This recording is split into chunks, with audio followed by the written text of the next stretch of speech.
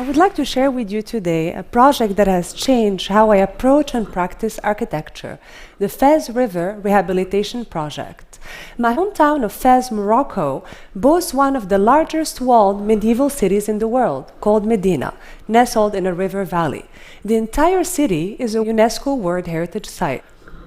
Since the 1950s, as the population of the Medina grew, basic urban infrastructure, such as green open spaces and sewage, quickly changed and got highly stressed. One of the biggest casualties of the situation was the Fez River, which bisects the Medina in its middle and has been considered for many centuries as the city's very soul.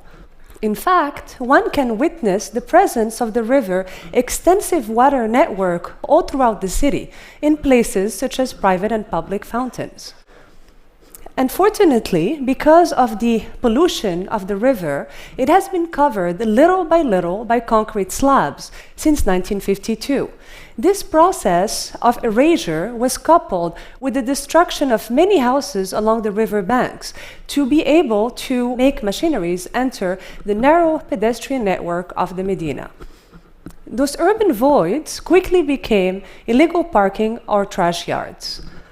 Actually, the state of the river before entering the Medina is pretty healthy. Then pollution takes its toll, mainly due to untreated sewage and chemical dumping from crafts such as tanning.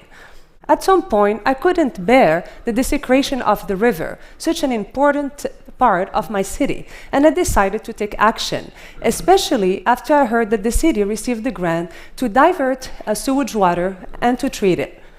With clean water, suddenly the uncovering of the river became possible. And with luck, and actually a lot of pushing, my partner Takako Tajima and I were commissioned by the city to work with a team of engineers to uncover the river. However, we were sneaky and we proposed more to convert riverbanks into pedestrian pathways, and then to connect these pathways back to the city fabric. And finally, to convert the urban voids along the riverbanks into public spaces that are lacking in the Medina of Fez. I will show you briefly now two of these public spaces. The first one is the Recife Plaza, which sits actually right on top of the river, which you can see here in dotted lines. This plaza used to be a chaotic transportation hub that actually compromised the urban integrity of the Medina that has the largest pedestrian network in the world. And right beyond the historic bridge that you can see here, right next to the plaza, you can see that the river looked like a river of trash. Instead, what we propose is to make the plaza entirely pedestrian, to cover it with recycled leather canopies, and to connect it to the banks of the river. The second site of intervention is also an urban void along the river banks, and it used to be an illegal parking, and we propose to transform it into the first playground in the Medina. The playground is constructed using recycled tires and also is coupled with a constructed wetland that not only cleans the water of the river but also retains it when floods occur. As the project progressed and received several design awards, new stakeholders intervened and changed the project goals and design. The only way for us to be able to bring the main goals of the project ahead was for us to do something very unusual that usually architects don't do, was for us to take our design ego and our sense of authorship and put it in the back seat and to focus mainly on being activists and on trying to coalesce all of the agendas of stakeholders and focus on the main goals of the project, that is to uncover the river, treat its water, and provide public spaces for all. We were actually very lucky, and many of those goals happened or are in the process of happening. Like you can see here in the Recife Plaza, this is how it looked like about 6 years ago.